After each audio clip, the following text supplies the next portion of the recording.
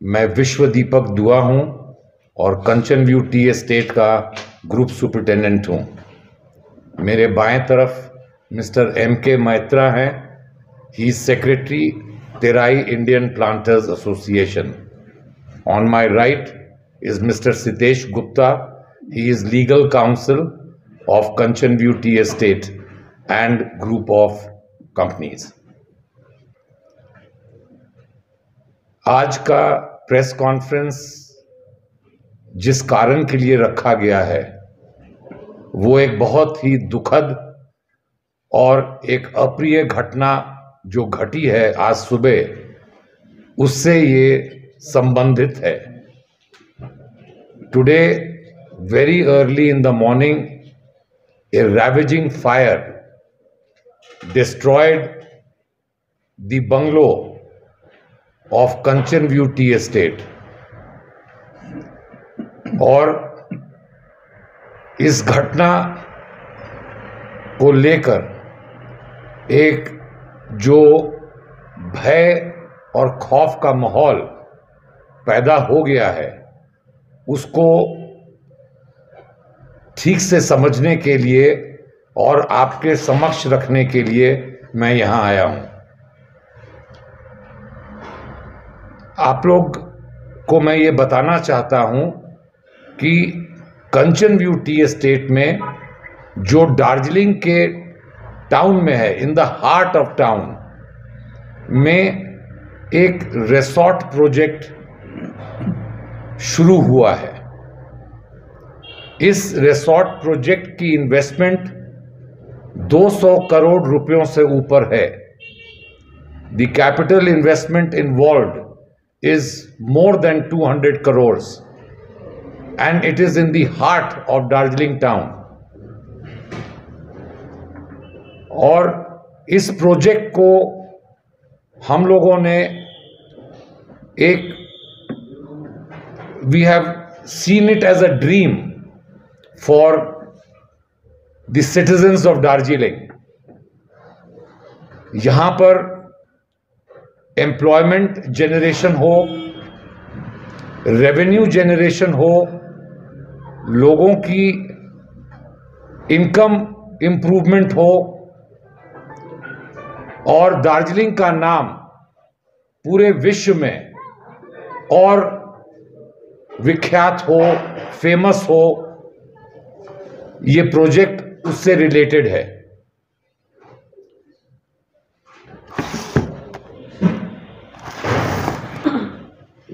पश्चिम बंगाल सरकार ने एक टी टूरिज्म प्रपोजल प्रोजेक्ट शुरू किया और उसके अंदर हम लोगों ने 24 एकड़ के अंदर ये प्रोजेक्ट बनाने का एक प्रपोजल दिया, जो कि वेस्ट बंगाल गवर्नमेंट ने स्वीकारा, accepted it and gave us permission to go ahead with this project. We are going as per the rules of the book, as per the laws of the land. It is not only this 200 crores that we are investing in the Darjeeling town. हम लोग के पास एक और project है इससे भी बड़ा, करीब 250 करोड़ रुपया इन्वेस्टमेंट का, बागडोगरा पर, जहां पर एक और बड़ा रिसोर्ट खुल रहा है। सो दार्जिलिंग डिस्ट्रिक्ट में एक कंचन व्यू टी एस्टेट में, एक बागडोगरा में और एक बागडोगरा के निकट जो कि डिस्ट्रिक्ट ऑफ दार्जिलिंग में है, वहां पर एक इथेनॉल प्रोजेक्ट बहुत एडवांस स्टेज में पहुंच चुका है। तो हम लोगों की कर्म भूमि डिस्ट्रिक्ट ऑफ दार्जिलिंग है। अगर सही माने में देखा जाए, in the real sense of the term, we are investing about 650 crores in the district of Darjeeling, 200 crores in the Darjeeling town itself, and further in the district of Darjeeling. We wanted कि the people who go out in search of jobs to distant south and distant north, if equal opportunities are provided to them, they will be benefited, that they stay near their homes, look after their elderly, and still earn the same, if not more amount, what they would by traveling to such long distances.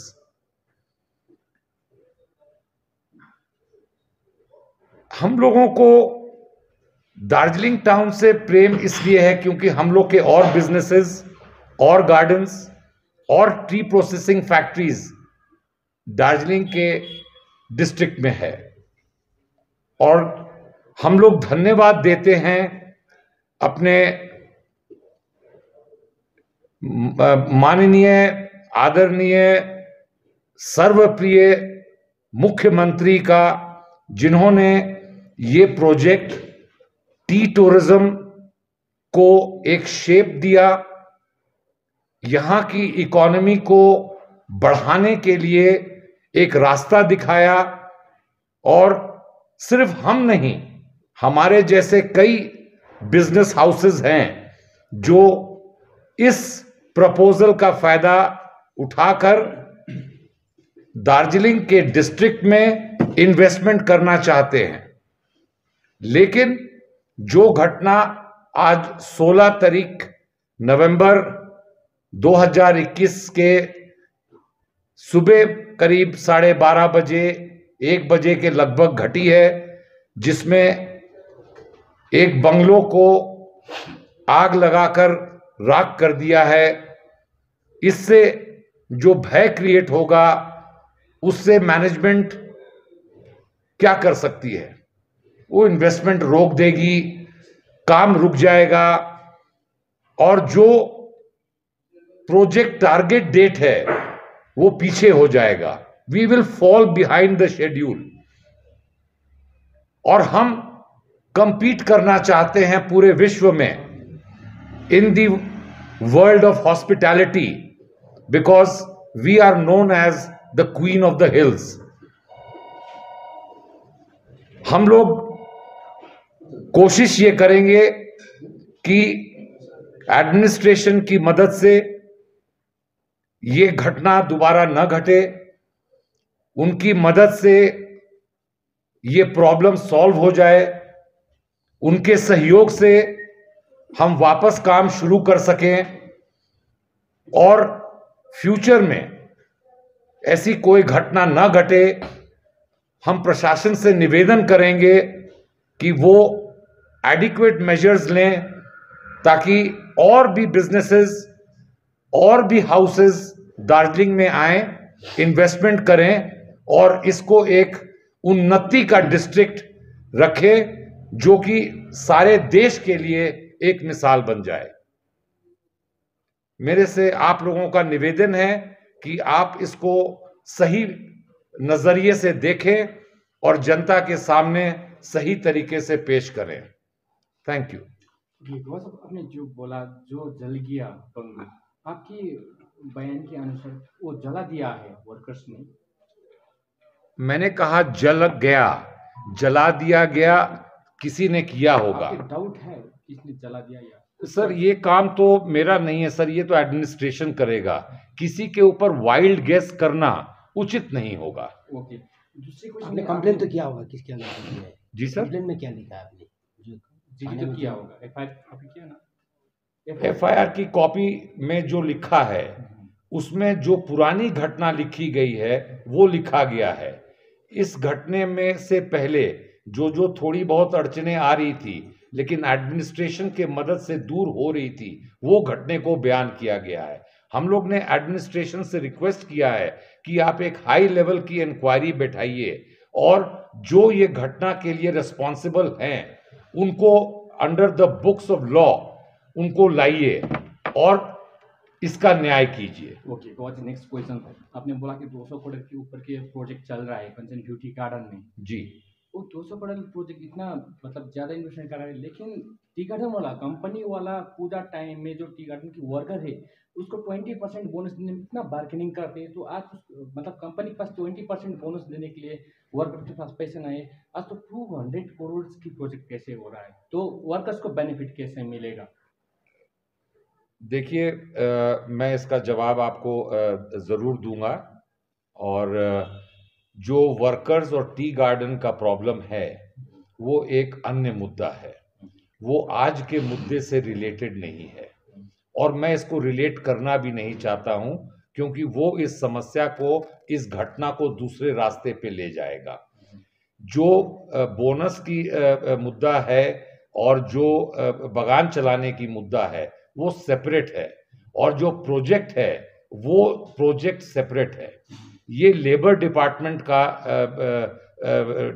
Matter है जो आप details जिसकी व्याख्या कर रहे हैं, और जो ये मैटर है ये टी टूरिज्म प्रोजेक्ट का है। तो हम उस मुद्दे को किसी और दिन डिस्कस कर सकते हैं। आज का एजेंडा हम लोगों ने जो कल आज सुबह की घटना हुई थी उसको लेके रखा है।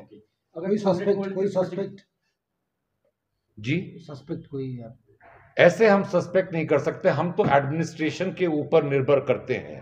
जो भी जनता जिस डिस्ट्रिक्ट एडमिनिस्ट्रेशन में रहती है उसके अंदर वो अपने एडमिनिस्ट्रेटर से न्याय मांगती है। अगर कोई अन्याय होता है तो दरवाजा हम न्याय का ही खटखटाते हैं, और आज भी हमने न्याय का ही दरवाजा खटखटाया है कि जो भी रिस्पॉन्सिबल हो इस घटना के पीछे उसको, उसकी जांच की जाए और न्याय किया जाए। डैमेजेस का कोई अनुमान लगा सकते हैं? जो डैमेज हुआ कितना का हुआ? देखिए, कंचन व्यू टी एस्टेट का जो बंगलो था वो एक हेरिटेज बंगलो था। इसका मूल्य लगाना आज के दिन में बहुत मुश्किल होगा।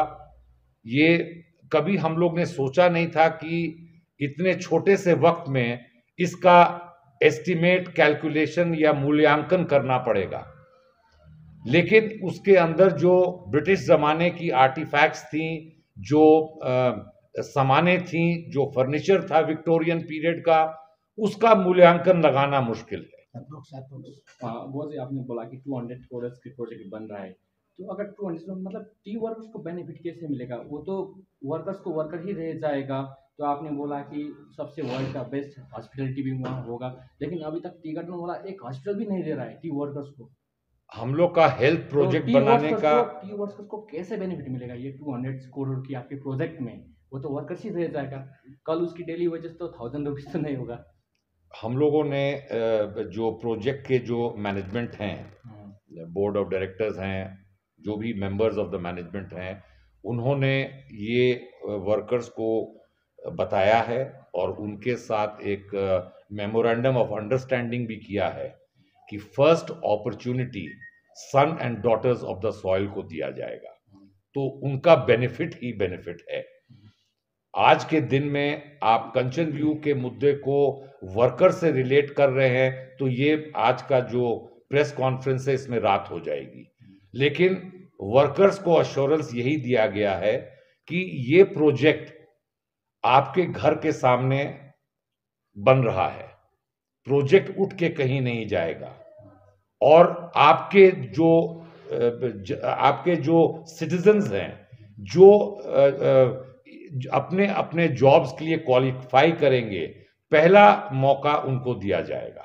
दार्जिलिंग में से बहुत सारे टी गार्डन है जो पुराना बंगलो है, क्योंकि दार्जिलिंग जब 1835 में जब टी गार्डन इस्टेब्लिश हुआ है तभी से दार्जिलिंग में जितना भी पुराना ब्रिटिश बंगलो है वो सभी में कंपनी लोग या अभी मतलब होम स्टे चला रहा है, गेस्ट हाउस चला रहा है, लेकिन उसमें खाली वर्कर को ही यूज किया है, मतलब नेक्स्ट कुछ नहीं किया है। लेकिन उसका प्रॉफिट तो खाली कंपनी को मिल रहा है, वर्कर को तो प्रॉफिट नहीं मिल रहा है। कैसे प्रॉफिट होगा? वर्कर तो वर्कर ही। मैं आपको आज में इकोनॉमिक्स का डिटेल्स तो नहीं दे सकता हूं, लेकिन शॉर्ट में बता सकता हूं कि एक टी गार्डन का wages labour plantation labour act के अंदर में आता है, और ये जो प्रोजेक्ट बन रहा है ये उसके अंदर नहीं आता है। इसके सैलरी और वेज स्ट्रक्चर इसके टोटली डिफरेंट होंगे टी प्लांटेशन से। तो मुझे समझ में नहीं आता है कि इसमें जो वर्कर क्वालिफाई करके एम्प्लॉयड होगा उसका बेनिफिट कैसे नहीं होगा। मुझे तो सिर्फ बेनिफिट ही बेनिफिट दिखता है। आपकी कंपनी भी वर्कर था, और जो आपने बोला लड़का लड़की, वो तो अच्छा क्वालिफिकेशन उतना नहीं है, क्योंकि जो ये आपका प्रोजेक्ट है उसमें तो हॉस्पिटलिटी मैनेजमेंट की बहुत सारे को भी अपॉर्चुनिटी मिलेगा, लेकिन वर्कर को जो लड़का मतलब लड़की जो भी है वो तो इतना महंगा वाला प्राइवेट कोर्स भी नहीं किया है। मैं आपसे रिक्वेस्ट करूंगा कि फिर आप ये मेमोरेंडम ऑफ अंडरस्टैंडिंग जो हमारी वर्कर्स के साथ हुई थी 2 साल पहले, उसको एक बार देख लीजिए। उसमें उन लोग को बेनिफिट कैसे दी जा रही है उसको, उससे पूरा डिटेल्स आपको मालूम चल जाएगा। आज वो 15 पॉइंट्स को डिस्कस करना एक एक करके और आपका काउंटर क्वेश्चन करना, तो वो मेन मुद्दा जिसके लिए हम लोग आज बैठे हैं कि ये जो एक डर का माहौल पैदा कर दिया गया है, एक इन्वेस्टमेंट को रोक दिया गया है, एक डेवलपमेंट को रोक दिया गया है, उसके लिए हम लोग बैठे हैं। और आप लोगों को अच्छी तरह मालूम है कि कहीं भी ऐसा कोई इंसिडेंट होता है तो उससे डेवलपमेंट वर्क रुक जाता है। यही प्रोजेक्ट की वजह से पूजा के आगे से कंचन ब्यूटी गार्डन बने। उन लोगों को बोनस तो मतलब पूजा के बाद ही मिला, एक फायर करने के बाद। तो अभी भी टी गार्डन बंद है, उसके विषय में आपका क्या ख्याल है? वो लेबर डिपार्टमेंट देख रही है, एडमिनिस्ट्रेशन देख रही है। हम लोग को आशा है कि ये बगान जल्द ही खुलेगा, क्योंकि ये मैटर अब उन लोगों के हाथ में है। मीटिंग बुलाना और मुद्दों में जो जो पॉइंट्स हैं उनको सॉर्ट आउट करना, ये अभी लेबर डिपार्टमेंट और एडमिनिस्ट्रेशन के ऊपर है। लेकिन आपकी कंपनी और ये प्राइवेट कंपनी दोनों मिलकर तो लेबर के ऊपर ही एक एफआईआर दर्ज किया है, क्योंकि वर्कर्स लोग ने ये प्रोजेक्ट बंद करने की कोशिश किया है, ऐसे एफआईआर किया है। ये तो आपको एडमिनिस्ट्रेशन से डिटेल्स मालूम चलेगी। मिस्टर अतुल राणा, अतुल राणा जी आज इस मीटिंग में नहीं है, मैं रिप्रेजेंट कर रहा हूँ। मैं ग्रुप सुपरिटेंडेंट हूँ, उनसे सीनियर हूँ। ओके। हाँ, एक प्रश्न आपको, जो ये प्रोजेक्ट जो स्टैब्लिश हो रहा है उसमें कितना नंबर ऑफ पीपल को एम्प्लॉयमेंट मिलेगा, और जो वो नंबर ऑफ पीपल एम्प्लॉयमेंट है इधर लोकल के लिए कितना परसेंटेज आपने सोचा है? ये प्रोजेक्ट जो है ये फेजेस में कंप्लीट होगा। कोई भी प्रोजेक्ट होता है वो फेज में कंप्लीट होता है, कोई भी बड़ा प्रोजेक्ट होता है। नहीं, अगर कंप्लीट होने के बाद में कितना को एम्प्लॉयमेंट मिलेगा और कितना परसेंटेज आप इधर लोकल के लिए सोचा है? देखिए, लोकल से हमें जितना एम्प्लॉयमेंट मिल जाए इकोनॉमिकली मेरे लिए बेनिफिशियल है। आपको ये समझना होगा कि अगर मैं कोई भी व्यक्ति क्वालिफाइड या सेमी क्वालिफाइड आदमी बाहर से मंगाता हूँ तो मेरे खर्चे ज़्यादा होते हैं। उसके रहने का प्रबंध, उसके बाकी परक्यूजिट्स और उसके बेनिफिट्स का प्रबंध हमको करना पड़ेगा। लेकिन ये वर्कर्स, अगर आप इसको वर्कर्स बोलते हैं, मैं तो एम्प्लॉयज़ बोलता हूँ, ये एम्प्लॉयज़ अगर यहाँ से मिल जाएंगे तो इसमें कंपनी का बेनिफिट है। इसमें कोई नंबर फिक्स्ड या लिमिटेड नहीं है, ये एक फ्लेक्सिबल नंबर है। और अगर कोई भी वर्कर मैनेजमेंट कोर्स करना चाहता है, जिसको होटल मैनेजमेंट कोर्स बोलते हैं या डिप्लोमा बोलते हैं, तो कंपनी उसके लिए भी ऑफर दे चुका है, जिसके लिए मैंने आगे भी आपको रेफर किया है कि वो memorandum of understanding between the workers and the management of Kanchan view resorts and Terai resorts and country club से भी देखिएगा तो आपको सारा डिटेल्स मालूम चल जाएगा।